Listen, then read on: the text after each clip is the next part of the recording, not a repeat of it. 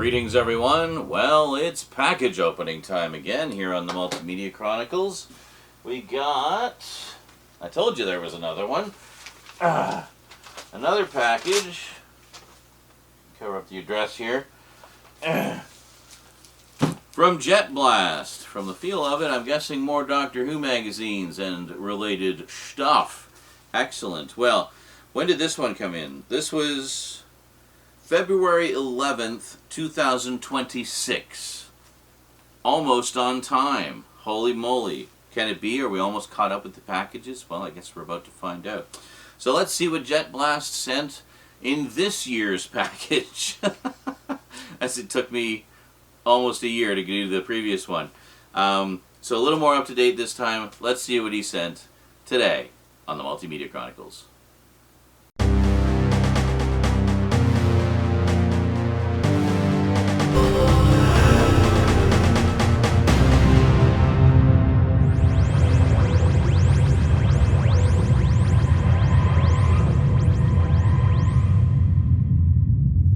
Welcome back. Okay, so, whoops, I'm crashing into the wall here. So we're just going to try to do the same thing we did with the other one, I think. Just find the flap and there we go.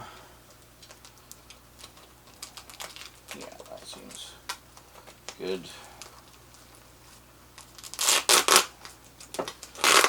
Oh, I might actually be able to get it just with the tape here. Hold on. Can I actually take this off?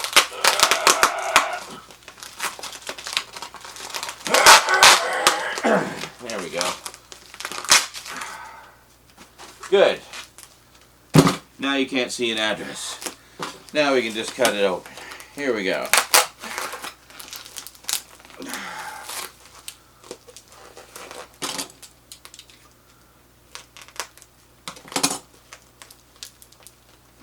Well, that didn't do anything.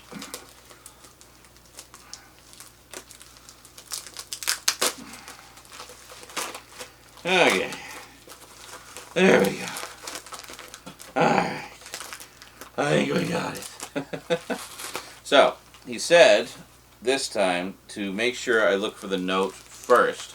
Because we kind of did it backwards last time. I'm guessing maybe this side. Ah, here we are. Aha, we might actually have it the right way around this time. So let's see what we got here. Okay, so we have a page, something, we're going to set that aside here. Okay. Yeah, okay, just, I didn't see anything, don't worry, I didn't see anything. Okay, February 9th, 2026, let's set that aside. Sean. I hope this finds you, Rose, Church, and Eclipse doing well and healthy. Cheers. Same to you. And yours. At the time of writing this, I can't wait to see the epic series of videos you have been working on. Yes, which hopefully will be debuting this week, by the way.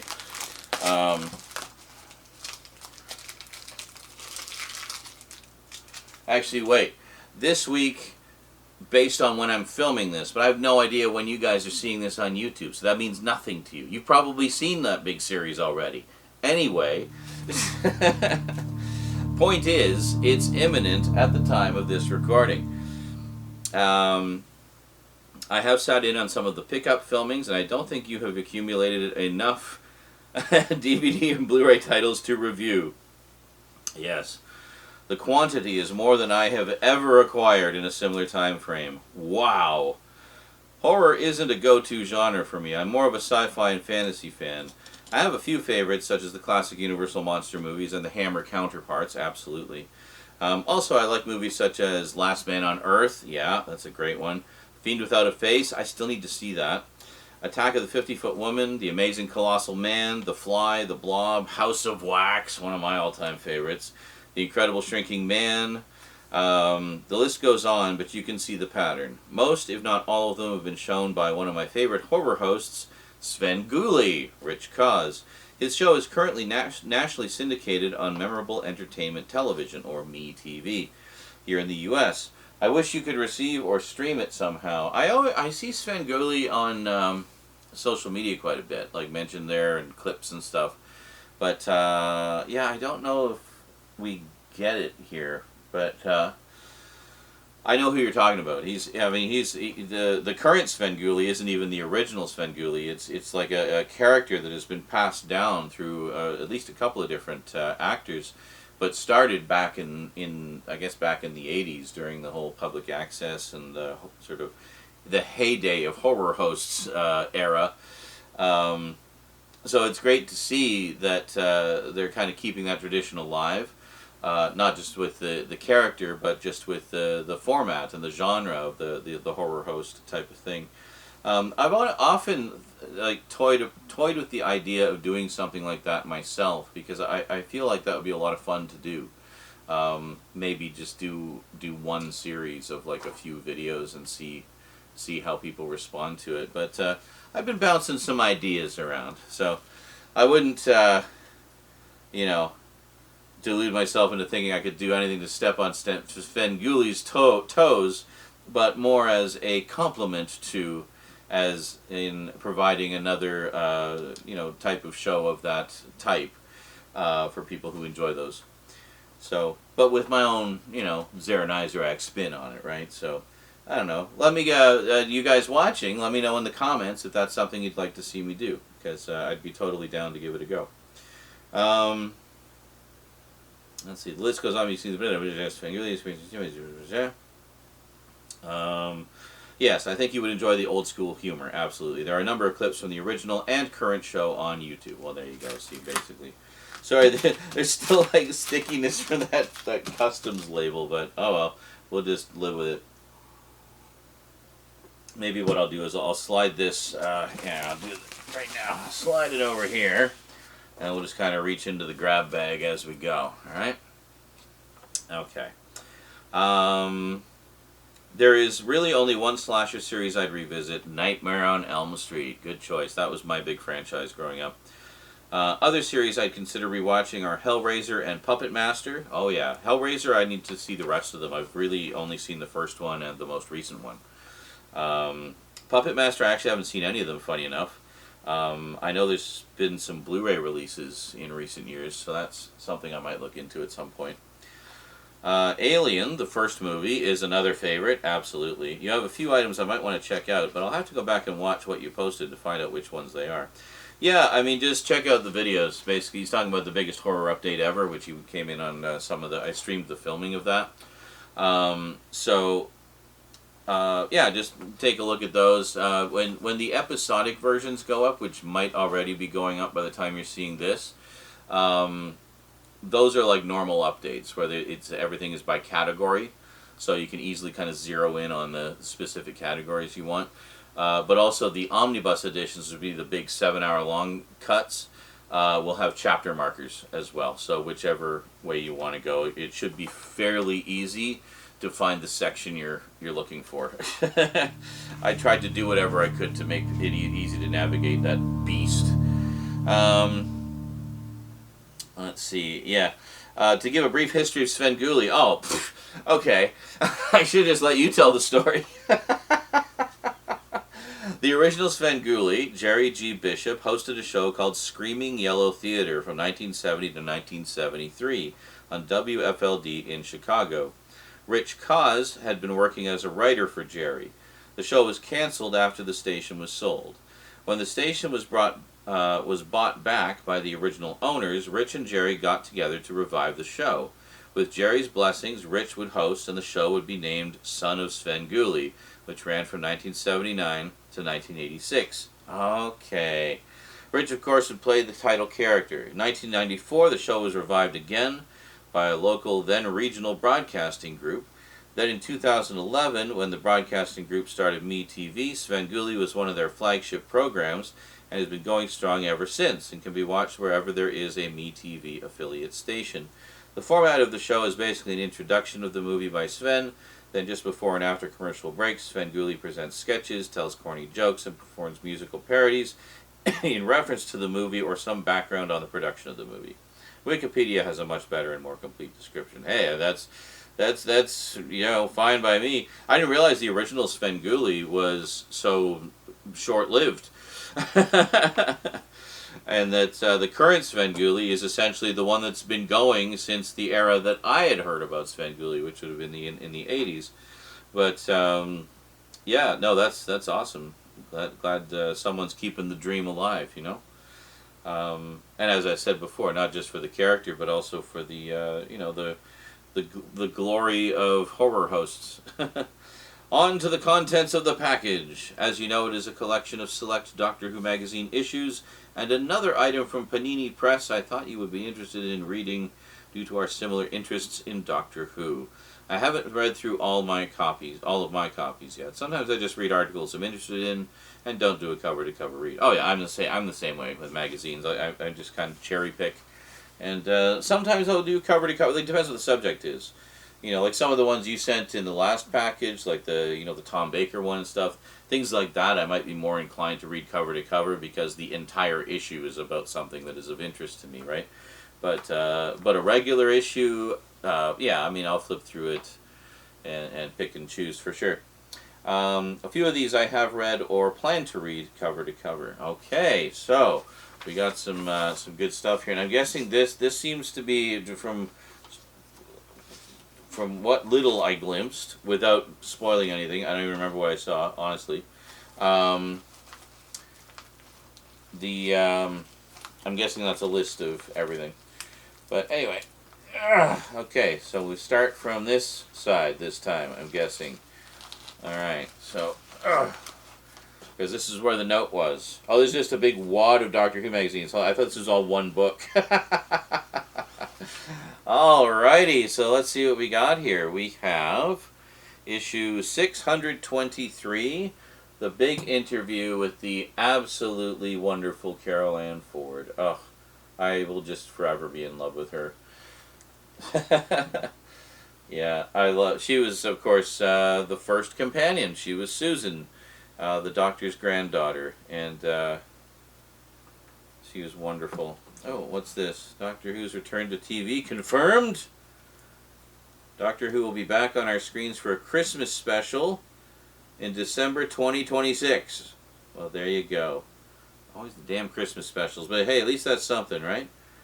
Let's see. Disney Plus, who co-produced the 14th and 15th Doctors run in the forthcoming spin-off, The War Between the Land and the Sea. I just picked that up, by the way. I haven't watched it yet, though. I'll show you. Hold on a second. Where the hell is it? Oh, it's down here because it was in yeah, here it is. There. War Between the Land and the Sea. Just got it. It's there was a steelbook edition, and I thought about getting it, but it was like stupid expensive compared to the regular edition. And quite frankly, I liked this cover more, which isn't usually the case. Usually I lean more towards the steelbooks than the alternate artwork, but I actually like this cover more than the steelbook one. So there you go. Beauty's in the eye of the beholder, I guess, eh? But anyway, I haven't watched this yet. I should really get on that. It's not very long. And it's the only new Who anything, really, that we'll have until the Christmas special, I guess. So that's pretty cool. Yeah, very cool. Oh, let's see, there's... and I love that now we'll have all these wonderful, old pics of strapping young Carole Ann Ford looking sexy and delicious. Honestly, I don't think she's ever not looked sexy and delicious. I mean, she's just amazing. I mean, just look. Classic beauty, man. Wow. Yeah. The beautiful ladies of Who. Oh, she's wonderful. And there she is. There she is now, aged like a fine wine. And she actually appeared briefly in hallucinogenic form in the new series. It was pretty cool. Anyway, she's the only person left from the original crew. Kind of sad. William Russell just passed away recently. Anyway, let's see what else we got here. Oh my goodness. We have the Doctor Who Unit Declassified special. Very nice. Look at that. And then here we go. Unit old and new. Oh, man. I'd like the Brigadier to go out in a blaze of glory. Nicholas Courtney remembered. Yeah. Oh, Nicholas Courtney. He was amazing. He was so great with the fans, too. Like, he was always so active with the conventions and... always happy to do interviews, and would always participate in the documentaries for the DVDs and stuff while he was alive, and yeah, it was just great. The late great Nicholas Courtney, ladies and gentlemen. Yeah, great stuff. So it was interesting to me because I didn't see the Third Doctor stories, which are very unit centric, until quite a ways later.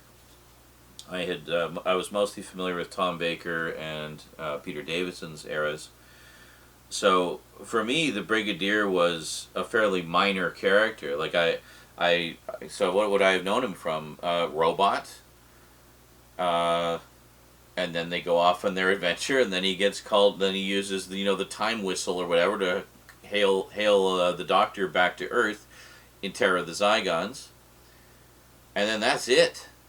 Until Peter Davison's era, where he shows up again in Modern Undead.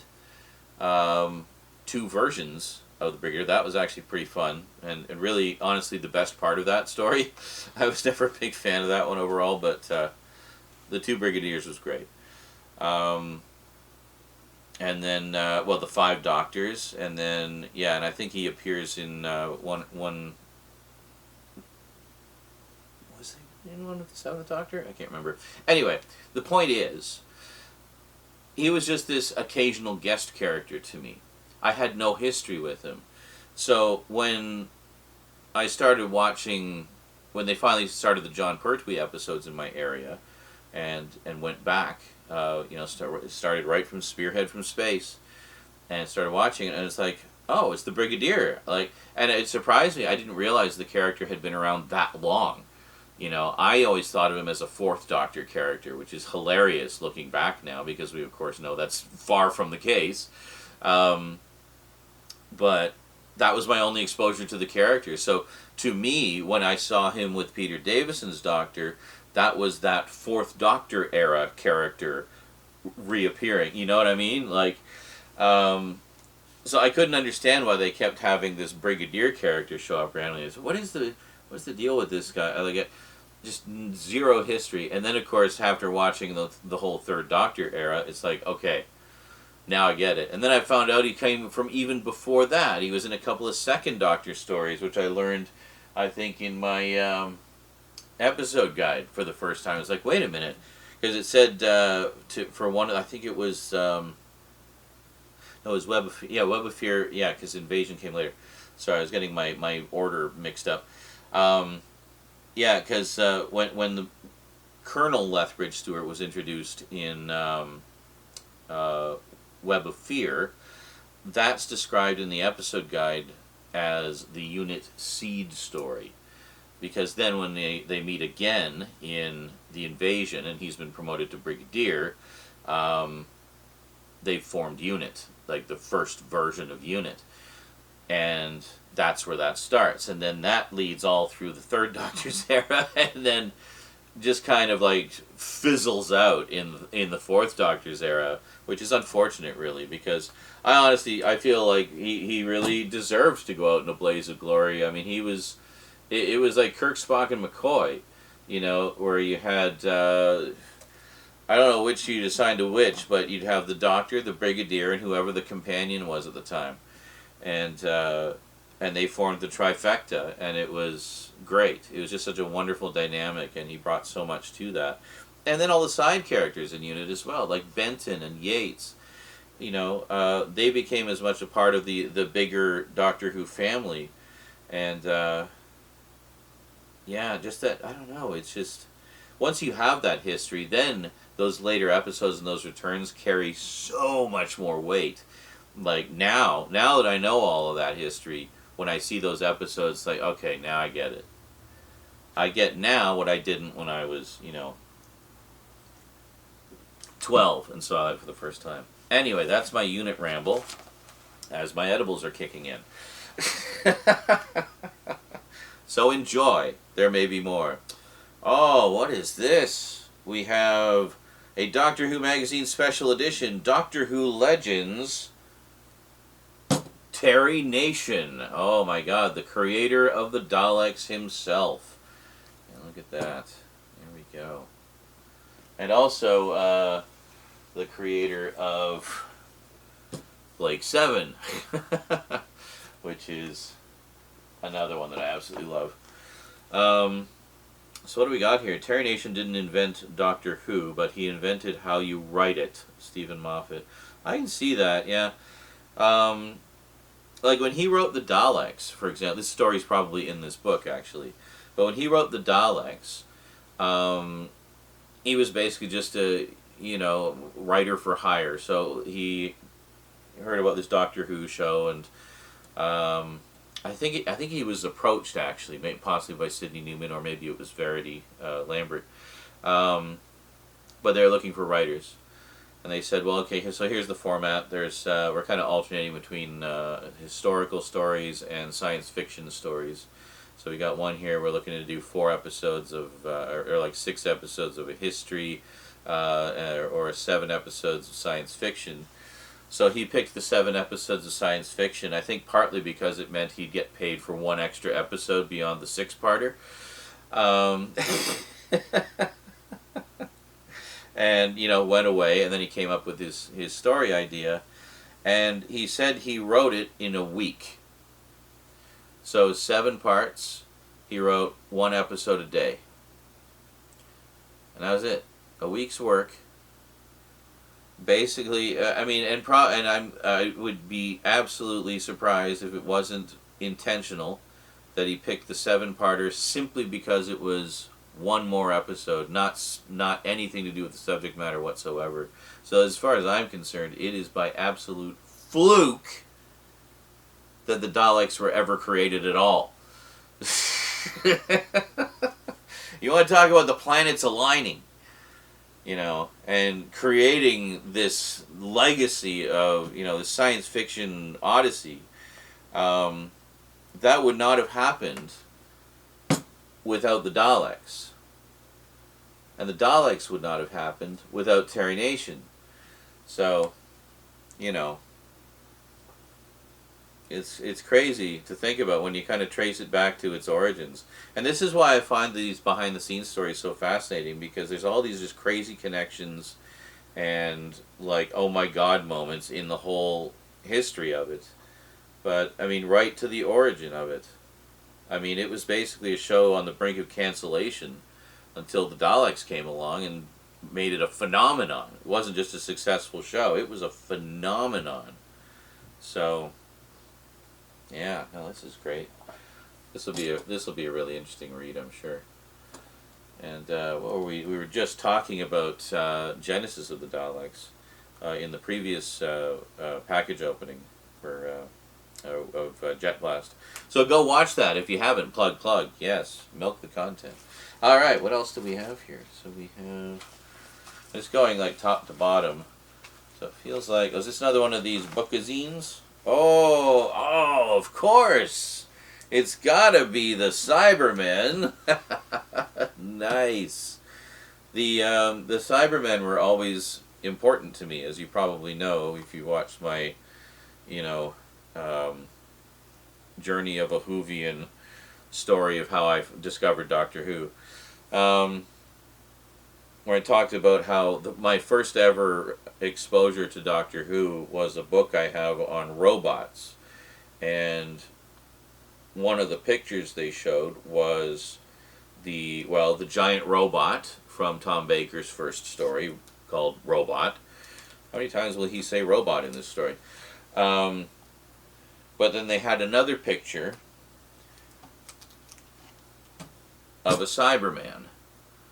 And I think it was from the Invasion. It was a picture of a troop of Cybermen. It was like 3 of them, I think.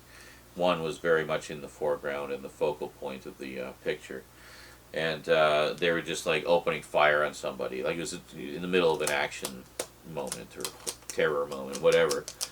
And the little caption read, "Cybermen from Doctor Who, the long-running BBC science fiction serial." And right from there, I made it part of my, bucket list at 9 years old to see whatever this Doctor Who thing was, because that sounds cool, and I love the look of those robots. and then, of course, what happens? I'm visiting my aunt, and flipping through the TV guide looking for something to watch, and I see a listing for Doctor Who. And I look at the time that it's on, and I look at the time on the clock, and there's about 10 minutes until it's over. So I ask my aunt, almost in a panic, like, I really like to see this show. I heard about it. Can I just tune in real quick? She's like, yeah, whatever. Like, she did not care. So I put it on, and it was the last, 5 minutes of... I guess about the last 10 minutes of part 4 of Revenge of the Cybermen. Just as the Doctor and Sarah are tied up, and they're trying to prevent the station from crashing into Voga, but they can't because the gyro systems are locked, and it's just this really intense scene with just crazy 70s era, bad CG, bad CSO special effects. And I was riveted. It blew me away. And I was like, holy shit. I had no idea who any of these characters were, what was going on, or who the Doctor was, or anything about it at all. It was just the middle of this crazy action scene, and that was my first exposure to Doctor Who, was that scene, which is hilarious, because Revenge of the Cybermen is generally considered kind of a mediocre story. I'm telling you, that last 10 minutes of episode 4 is intense. Anyway, yeah, this is going to be really cool. Oh, what was that? Oh, look at this. Wow, they even I guess it's the same as with the Daleks and stuff, so they cover the toys and everything too, eh? So they got all these figures for all different kinds of Cybermen and stuff. Oh, man. Yeah, this is great. And also, actually, one of the first second Doctor stories I ever experienced was the Target novelization. Wait a minute, is this actual telesnaps?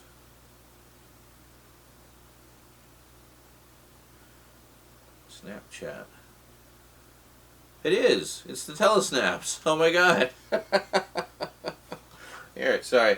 I was going to say, the first story I experienced the Cybermen in was this one, the Moon Base, but not the show, the novelization, which was just called Doctor Who and the Cybermen. So I just thought, oh, that's probably the first story with the Cybermen. Assuming so, because it had such a basic title, right, which usually the first one does, right? But no, it's actually the Moon Base, which is... I think it's the second Cyberman story, if I remember correctly. So there still hadn't been very many. It's like, okay, what am I saying? I'm asking, I think it was the second story, wasn't it? Oh, I'll have to check. I'm literally holding the big definitive guide to the Cybermen in my hands. And going back. Yes, it was the second story. Okay. Anyway, what I was going to say is... So this was the first early Cyberman story I ever experienced, but not the televised version. That wouldn't be until the DVD came out. No, I actually read the Target novelization. And this specific edition, I actually hunted this down. This is like an 1980s reissue with an Andrew Skilleter painted cover and the neon logo of the 80s era. Because that's the edition I had. I think I might have another version with a different cover, but I really wanted to have the same ones that I used to have that went missing back in the day. Trying to rebuild that specific collection, at least a few of the key ones. And anyway, this was always a key one for me because this was what introduced me to the Cybermen really properly. Because in terms of the show, I still hadn't cycled back around to Revenge of the Cybermen, so this was the closest I could get to getting a little bit more of backstory of who the Cybermen were, and it was great. And actually, this was another example of like there was a lot of so-called base under siege stories during the Second Doctor's era. But here's the thing: I love those types of stories because it confines the character to a small location. You get that claustrophobic element to it, which really just heightens the tension. You know, both in terms of people being in close proximity and getting all up in each other's business and panicking and freaking out and stuff like that. But also in terms of just having nowhere to run, you know, and there's just so many different dynamics that can come into play in that type of story. And I feel like the Second Doctor era did that very, very well. And I think the Moon Base, being actually a fairly small scale story, even as far as a base under siege story goes, it's a very like a very tight location that they set it in. It works really well, you know. So, and I think that comes across pretty well in the novelization, which was actually written by Jerry Davis, one of the co-creators of the original Cybermen, with Dr. Kit Pedler. So, very cool. Anyway, needless to say, I will thoroughly enjoy reading this. Here, I'll give you a look at the other cover here. It's a little more picturesque at that distance, I think. Hold on. Carefully get it back in the sleeve there. There we go. There. Yeah. So I will definitely be, you know, pouring through this because the Cybermen have always been very special to me. All right.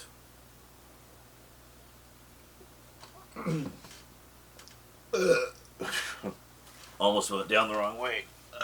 All right. Let's see, what else do we have here? Oh, we have some of these super duper special ones that are sealed. That usually means they got pack-ins or something. So we have, let's see, where is it? Number 622 from November something. I'm guessing 2025. There we go. Very nice. So what do we have here? We have, oh, I see. Oh, okay, hold on a second. So, The Legacy of Christopher Bidby. Yeah, I was going to say, I thought he passed away recently, and he did. But, like really recently, I think. But, Audiobooks wall chart. Another Caroline Ford interview. And Katie Manning, she's so sweet. She's like the nicest person in the world. Let's see. Robert Shearman talking about his two novels, Jubilee and The Chimes of Midnight. Very nice. So yeah, they've been kind of doing like target novels of the new series as well. But I haven't really jumped on those. But there's a few I might check out. Like I wouldn't mind checking out the novelization of The Day of the Doctor, for example. I understand that adds some interesting things. So okay, so it says also in this issue a 32-page mini mag collecting Russell T Davies production notes from the making of the 2006 series. Oh, from the 2006 series, David Tennant's first series. Wow, that's cool. See, I thought I was going to say for the making of the 2025 series or something. It's like, oh, yeah, that would be kind of interesting, I guess. But the old one, like the old new one, that'll be pretty interesting. Sort of like, see, again, and this gets into my thing about how I really like to know about the origins of things. And so this goes into the origins of the revival of the series in 2005 to 2008 or thereabouts. You guys okay over there? I don't know, kitties are rummaging around. But But yeah, to kind of get the little bit of insider info on that, that'd be really interesting. So is that like a? I'm trying to feel like if it's like a book in there or something. Ah, getting away from. I don't know what's going on. Cats. What are you doing down there? All right. Next up. Oh, well, you already had me at Tom Baker, but then, yes, the gothic horror issue of Doctor Who magazine. Very nice. Very cool. And oh my God. Exclusive BBC audiobook CD. Doctor Who and the Loch Ness Monster exclusive preview and other horror highlights from BBC audiobooks. Celebrating a complete run of TV novelizations from Doctor Who and the Daleks to Rose. I need to get that out because that sounds amazing. Audiobook CD inside. Okay, I think what I can do is I can just...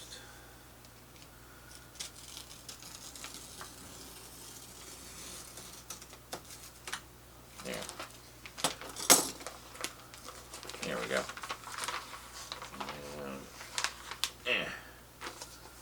Haha. Like a surgeon. Cutting for the very first time. Very nice. So what all do we have on here?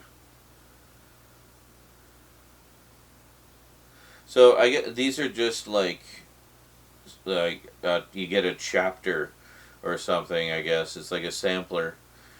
But this is actually pretty cool. So this gives you previews for a whole bunch of audiobook versions of the Target novelizations. And the great thing about those is all of them are read by Doctor Who stars. So people who have been in the show and what have you. So it sounds like there's a mix here of older ones and more recently done ones. So we have 15 tracks, and we have Doctor Who and the Loch Ness Monster, read by John Culshaw.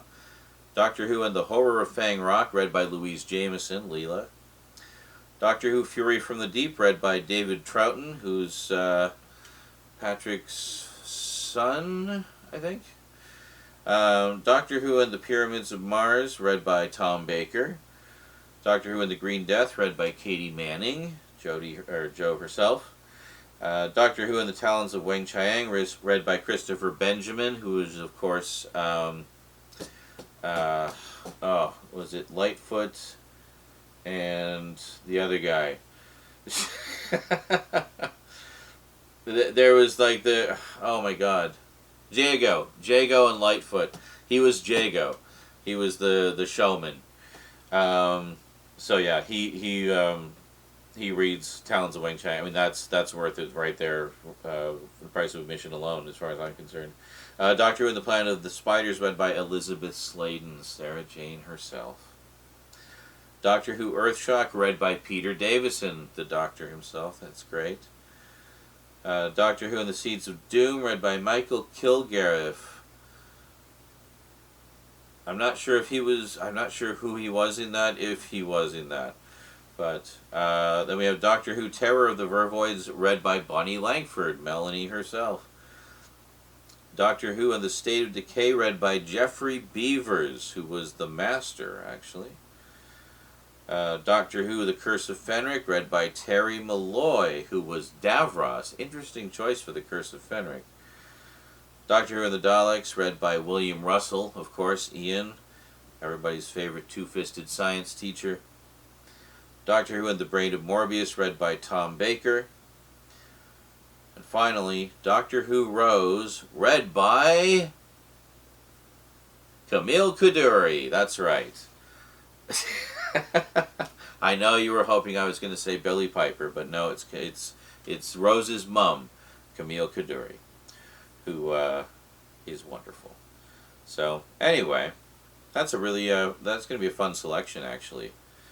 That to me, that's just going to be a huge nostalgia trip, honestly, going through most of those classic stories. That's all classic stories except for Rose. That's it. Fantastic. Cool. All right. Now, next, is this the last one? I think it's the last one. Just double check. Yes. Okay. Check that now. We have issue number 624, the winter 2026 issue. This is like almost, getting up to last week, We're getting pretty current here. So this is obviously to do with the war between the land and the sea, which is the only new Who that we've had since season 2 of Shudigat was ended. And that's that. Very nice. I mean, I love the makeup. Just phenomenal. And she is stunning. Like, look at her. She is absolutely stunning. Very cool. And what else do we have? We have collector's art cards and Big Finish audio download featuring the Ninth Doctor. I much prefer when they give you a CD, You know what I mean? I'd rather have like when you gave us a CD like 2 issues ago. What the hell? Come on. They're giving us a download. Man. Big Finish has like become very anti-physical media, it seems, in recent years. They really push the downloads like hard. But if you do get their physical editions, the Big Finish audios, they're definitely worth it. They're beautiful. That's very cool. Well, I'll probably, I'm thinking I might wait until I watch War Between the Land and the Sea, because I just, picked it up, which I think I showed you. There. Anyway, so I might read this right after watching that. I think it would be a nice little compliment to that. But 60 years of the Doctor Who annual. Oh man, I don't think there's actually 60 of those, is there? I have one Doctor Who annual from. Do I have it here? I should have it here. Yeah, here it is. The 1986 Doctor Who annual. Good old call in there. Yeah. Kept it in pretty nice shape too. But yeah, it's fun. These ones, But I always kind of wanted to get some of the older ones, but I just never bothered. It was never a huge priority. Plus, I mean, you can get on the Doctor Who DVDs. A lot of them will have PDF versions of the annual for that year. In on one or all of the releases, like stories for that season. So the content is abundantly available, but it's still not quite the same as having one of these glorious little hardcovers in your hands. I thought this was kind of a cool idea, which unfortunately never really seems to have caught on over here. It's like I see these constantly in the UK.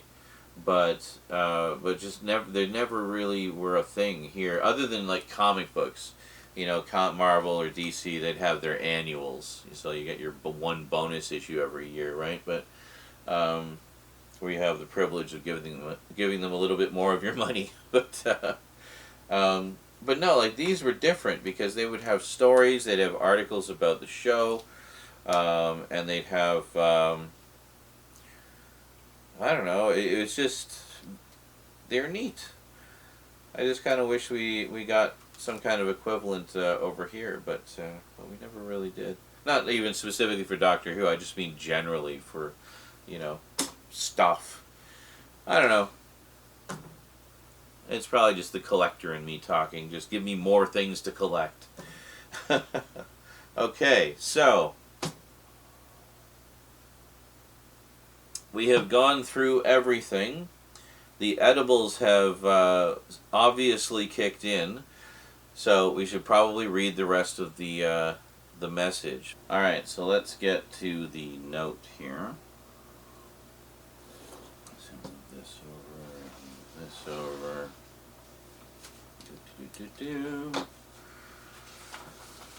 See, so what is, so I can look at this now. What is this? Oh! This is, I don't know if you'll be able to read this, but this is like a detailed history of Svenghoolie, which he mentioned. Was that in this letter, or was this in? Yes, yeah, it was in this letter. I couldn't remember if it was in this one or the previous package, because we just did the previous package right before this. And then this here. Sorry, I'm trying to hold it steady. There. Obviously, pause if you want to read it. I hope you can read it. Anyway, I try to have the focus right up to this point here, so I have a little marker on the table that tells me where it is. But it's kind of, sort of invisible to you guys. Okay, stop reading here until you've unpacked it. Okay, we have now unpacked everything. Now, let's see. In no particular order, here are the contents. Special edition 70. Read this from cover to cover. Or maybe saying that he read this from cover to cover. Another Fourth Doctor packed issue focusing on the release of season 13 on Blu-ray. Very nice. I have that season. Season 13. There it is. In case you may have gathered, I moved the Doctor Who shelf. It's right next to me here. Anyway, there we go. So season 13. One of my all-time favorite seasons of Doctor Who. Special edition 71 concentrates on Terry Nation. Going to completely devour every word of this one. Oh yeah, definitely. That's going to be pretty fascinating stuff, I'm sure. Unit Declassified, Bookazine 39, Unit Declassified. Flip through this and plan on a complete read-through. Yeah, that one looked really interesting too. All of those Bookazines look fantastic, honestly. Issue 622, November 2025. Haven't read this one yet. Looks like it might be another cover-to-cover read. Which one was it? It doesn't really tell us. 622. Is it this one? Where is it here? Where does it say? Is it here? No, that's the special edition. Hold on, where's the other one? Is it, yeah, it was this one here. Bigger on the inside. Yeah, this one was, oh, yeah, with all these and the production notes and stuff like that. Yeah, that one sounds awesome. I'm just going to keep this CD on top because I want to probably listen to that later. Let's see, issue 623 focuses on Carole Ann Ford with a multi-page interview. What an interview it is. Read through the entirety of this issue. Yeah, he's telling us what he's read. Issue 624, Winter 2026, annual that looks like it covers the war between the land and the sea, and it contains art cards. Love the art cards.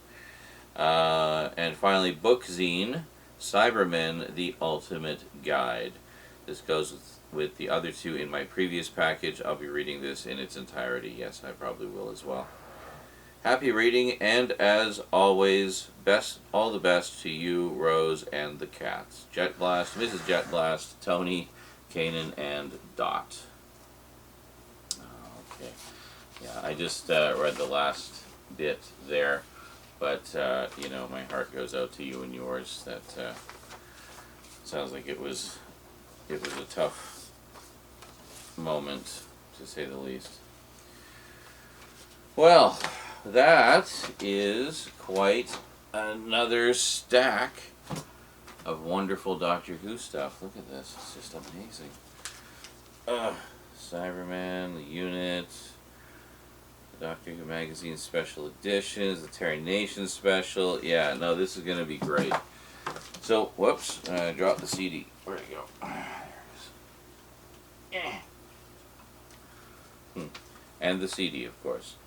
So, very cool. There's all the things that are on the back, or on the disc. Anyway, that's awesome. Thank you so much, JetBlast. Oh, I actually did grab something off the shelf I wanted to show you real quick before we go here. This is that robots book that I was talking about. You remember that? And I wanted to show you. So this is the book where I first heard about Doctor Who. And the very first thing I ever saw of Doctor Who was this, which was the Robot from 1975's Robot. And you can see the little blurb there. It says that, you know, Doctor Who is a serial for, and it said specifically, what was it, the ages? Yeah, for children aged 11 to 14. It is also very popular with many adults and has been presented since 1963. Yeah, the thing where it says aged 11 to 14, I first saw it when I was 9. And I was like, oh, I'm so bad, like seeing a show that I'm a little bit too young for. But, yeah, so you just go forward, like 2 pages. Look what we have there. The Cybermen from the Invasion. Now, I of course saw the Revenge of the Cybermen, but the faces and helmet shape had already been pretty well established by that point, and the ones that I saw in Revenge of the Cybermen looked quite similar. These ones are from the Invasion, but yeah. Anyway, I thought you'd find that interesting. Just a quick little peek there since we were on the subject earlier. Anyway, I think that's it. Another awesome package from the always awesome JetBlast68. Thank you so much. I'm definitely going to enjoy. Got a lot of reading to catch up on now between this and the other package, but I'm sure it will be quite enjoyable indeed. So thanks once again, and thank you for watching. Hope you enjoyed. So that's it from me to you for now. Until next time, thanks for watching, and sayonara.